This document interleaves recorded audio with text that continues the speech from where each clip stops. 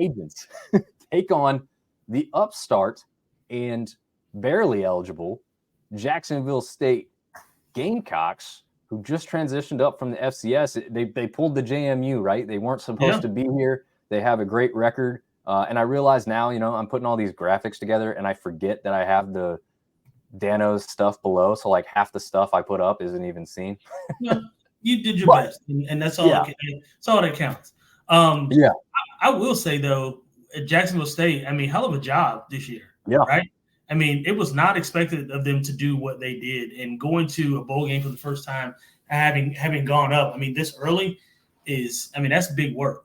I remember when App State went up for the first time, and we went to a bowl game almost right away. We were a program that was sort of expected to do it. I don't think Jacksonville State was.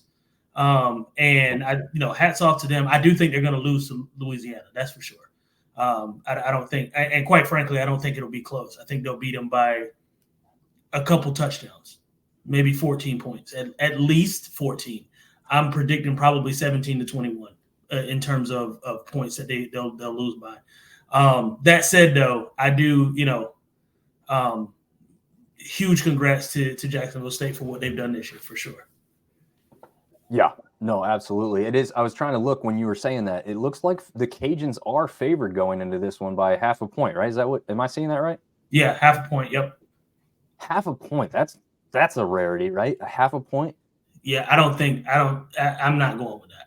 I think it's at least a 2-touchdown win. Yeah. It's hard for me to say because I feel like Jacksonville State's got this kid here at QB who's kind of the dual threat. He's young too, right? What? He's young, right? I think he is. I think he's a freshman or sophomore. Oh, yeah. So Artie's agreeing with you. Yeah, I don't think it'll be close. Number one fan, Artie Cat, he is jumping in here and saying Louisiana will beat Jacksonville State silly in this game. The only thing that I have a question mark is, they've gone through 3-4 quarterbacks, I feel like, because every time they get a guy in there for a while, they get hurt.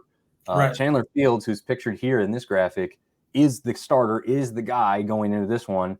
And I believe he's a senior, so he's pretty much done after this. He's going to want to go out on top. You got to think a senior with the leadership, playing essentially a de facto home game, I guess. I think it's 2 hours from New Orleans to Lafayette, roughly. I've done that journey, actually, so I should know that. But I think it's about 2 hours. Not a bad drive. It's nice and easy, especially probably this time of year. But, you got to think that they're going to want to show out. Much like App State, right? These App State and Louisiana were kind of at the top at the same time, and they both kind of fallen back into a little bit of mediocrity where, like, a game or two there in the season could really change what people thought. Mm-hmm. So you got to think that they want to go out on top in this one. Absolutely.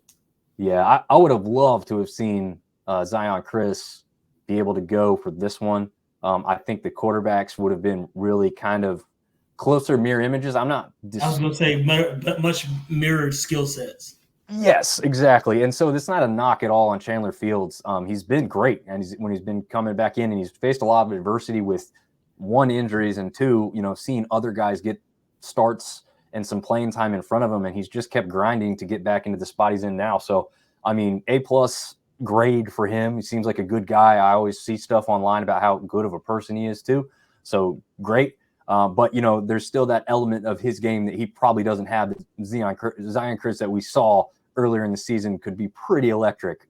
So it'll be a little sad that we won't be seeing him, but we know that he'll be returning there. At least I haven't seen otherwise. The portal is a weird game these days. But, I was going to say, we'll see. Yeah. Get it, the Cajun seasoning for this guy. We're going back to Nut Street already. Okay. Yep. He even says that in the next comment. Cajuns on socks on Nut Street. Yep. Yep. We're just keeping it rolling. Jacksonville State runs the ball a lot. Yeah. The typical Rich Rod offense. Yeah, that's the thing. I don't know if some people realize that. The once famous Rich Rodriguez of Michigan and West Virginia fame is now their head coach. So definitely kind of a big name guy.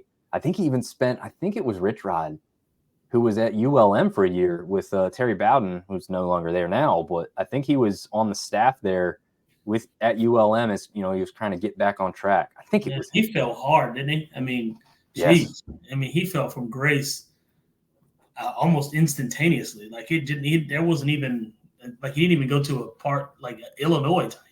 He just went straight down. Yeah, it's interesting. This matchup, just to kind of go off of what we talked about last time too, which is winning or losing streaks. Nobody's really hot or cold going into this one. Right. The Gamecocks here alternated win-loss to end the season. Louisiana did the opposite. They lost and then won to end the year. So, no one's really rolling either way in this one. So, again, it'll be interesting. I think this one is one of those ones where the records don't mean that one team's better than the other. Sure.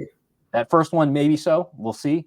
But I don't think this one is that same. No, I think Louisiana wins by at least 2 touchdowns.